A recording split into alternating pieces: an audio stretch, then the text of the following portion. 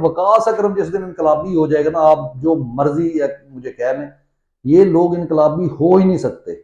तो लेकिन ये मैनेज किस्म के लोग हैं और इससे क्या फैलाने की कोशिश कर रही है, इससे फायदा क्या होगा, इसके ऊपर भी गुफ्तगू करते हैं।